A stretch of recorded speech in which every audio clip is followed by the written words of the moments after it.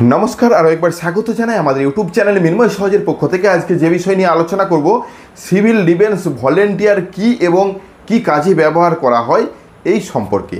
অনেকেই জানেন না সিভিল ডিফেন্স আদতে কি, অনেকেই জানেন, এর মধ্যে কিন্তু অনেকে ভুল করে কিছুদিন আগে ফর্ম ফিল আপ হয়েছে, অনেককে ভুল বুঝিয়ে সিভিক পুলিশ বলে ফর্ম ফিল আপ করিয়ে দিয়েছে বা ডিফেন্সের কোনো চাকরি বলে ফর্ম ফিল আপ করিয়ে দিয়েছে।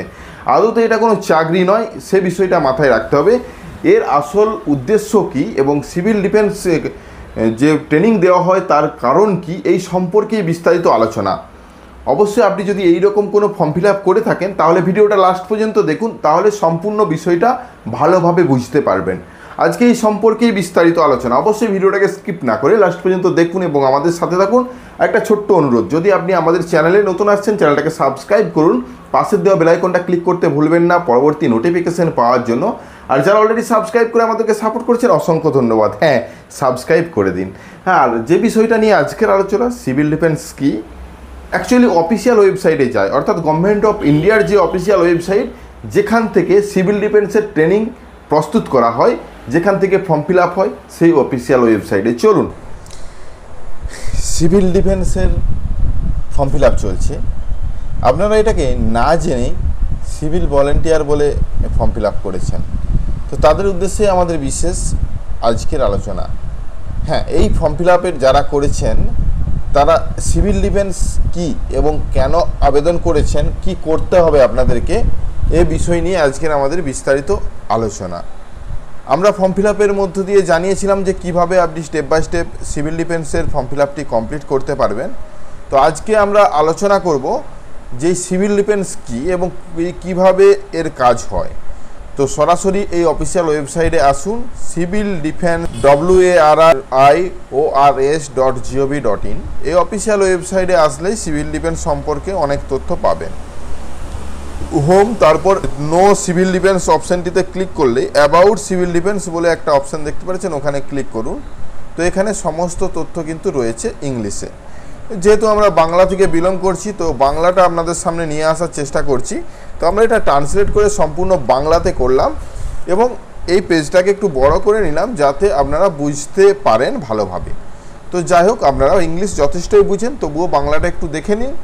তো এখানে বলা হচ্ছে, নাগরিক প্রতিরক্ষা ব্যবস্থাগুলি তৎক্ষণিক জরুরি পরিস্থিতির মোকাবিলা, জনসাধারণকে সুরক্ষা এবং দুর্যোগে ধ্বংসপ্রাপ্ত বা ক্ষতিগ্রস্ত বা গুরুত্বপূর্ণ পরিষেবা এবং সুযোগ সুবিধা পুনরুদ্ধারের জন্য ডিজাইন করা হয়েছে এই সিভিল ডিফেন্সকে। ঐতিহাসিকভাবে ভারত সরকারের নাগরিক প্রতিরক্ষা নীতি 1962 সালে জারি অবস্থা ঘোষণার আগে পর্যন্ত রাজ্য এবং কেন্দ্রশাসিত অঞ্চলগুলিকে নাগরিক সুরক্ষা ব্যবস্থার প্রয়োজনীয় সম্পর্কে সচেতন করা এবং তৎকালীন জরুরি ত্রাণ এবং সংস্থা, যেটাকে ERO বলা হয়েছে, প্রকল্পের অধীনে প্রধান শহর এবং শহরগুলির জন্য নাগরিক সুরক্ষা কাগজ পরিকল্পনা প্রস্তুত রাখতে বলার মাধ্যমেই সীমাবদ্ধ ছিল। 1962 সালে চীনা আগ্রাসন এবং 1965 সালে ভারত এবং পাক সংঘর্ষের ফলে নাগরিক প্রতিরক্ষার নীতি এবং পরিধি সম্পর্কে যথেষ্ট পুনর্বিবেচনা করা হয়েছে। 1968 সালের মে মাসে সংসদে সিভিল ডিফেন্স অ্যাক্ট 1968 সালের 27 নম্বর আইন অনুযায়ী পাস হয়।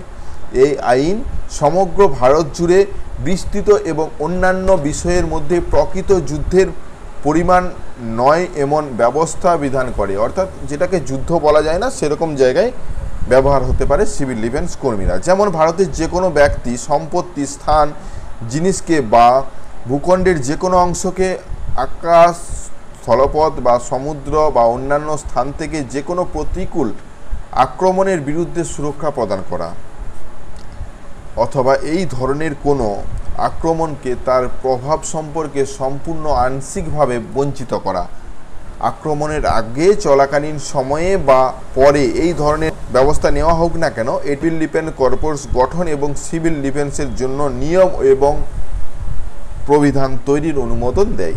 তো আমরা শুধুমাত্র এইটা নয়, এটা আইন এবং নীতি, ভূমিকা, সংগঠন এবং কেন্দ্রীয় আর্থিক সহায়তা, প্রশিক্ষণ, সমস্ত বিষয়টাই আলোচনা করছি। তো আমরা সম্পূর্ণ বিষয়গুলো আপনাদের সামনে স্ক্রিনের মধ্যে নিয়ে এসেছি, একটু ভালোভাবে পড়ে নিতে পারেন এই সম্পর্কে। তো এটা একটা যেটা জনসাধারণের স্বার্থে ব্যবহার করা একটা ভলেন্টিয়ার। তো যাই হোক, এই ভূমিকা কী রয়েছে? সিভিল ডিফেন্সের উদ্দেশ্য জীবন রক্ষা করা, সম্পত্তির ক্ষতি কমানো, উৎপাদনের ধারাবাহিক বজায় রাখা এবং জনগণের মনোবল উচ্চ রাখা। যুদ্ধ এবং জরুরি অবস্থানের সময় সিভিল ডিফেন্স সংস্থার গুরুত্বপূর্ণ ভূমিকা রয়েছে পশ্চাৎভূমি রক্ষা করা, সশস্ত্র বাহিনীকে সমর্থন করা, নাগরিকদের একত্রিত করা এবং সিভিল প্রশাসনকে সহায়তা করা। বছরের পর বছর ধরে সিভিল ডিফেন্স ধারণাটি প্রচলিত অস্ত্রের বিরুদ্ধে ক্ষয়ক্ষতি ব্যবস্থাপনা থেকে সরে এসে পারমাণবিক তন্ত্র, জৈবিক ও রাসায়নিক যুদ্ধ এবং প্রাকৃতিক বা মনুষ্য সৃষ্টির দুর্যোগের বিরুদ্ধে হুমকির ধারণাকেও অন্তর্ভুক্ত করেছে। তো এটা বুঝতে পারলেন। এর গঠনটাও একটু পড়ে নেবেন, সম্পূর্ণ বাংলাতে স্ক্রিনশট নিয়ে আপনারা পড়ে নিতে পারেন। তো প্রশিক্ষণ কিভাবে হয়, অর্থাৎ নির্দিষ্ট প্রশিক্ষকের দ্বারা এলাকা বিশেষে প্রশিক্ষণ হয় সিভিল ডিফেন্সে। আপনাদের কি করতে হবে, কি কি বিষয় মাথায় রাখতে হবে, বা কোন কোন কাজ আপনাদের দ্বারা করা সম্ভব, এই সমস্ত বিষয় নিয়ে একটা ট্রেনিং দেওয়া হয় এবং সেই ট্রেনিংয়ে আপনি অংশগ্রহণ করছেন। পরবর্তীতে যদি এরকম কোনো পরিস্থিতি আসে, যাতে সেই পরিস্থিতিকে মোকাবিলায় আপনাদের সাহায্য পেতে পারে সরকার, সেই জন্যই বিশেষ উদ্যোগ এই সিভিল ডিফেন্সের। তো আশা করি বিষয়টা বুঝতে পেরেছেন। তো সিভিল ডিফেন্স অনেকেই আপনারা সিভিক পুলিশ বলে ফর্ম ফিল আপ করেছেন। তো কারা কারা সিভিক পুলিশ বলে এটা জানেন, সেটা অবশ্যই কমেন্ট করে জানাবেন যে আপনাদেরকে ভুল বুঝিয়ে কাদেরকে এই সিভিল ডিফেন্সকে সিভিক পুলিশ বলে ফর্ম ফিল আপ করিয়েছে। তো আশা করি আজকের ভিডিওটা বুঝতে পেরেছেন। ধন্যবাদ।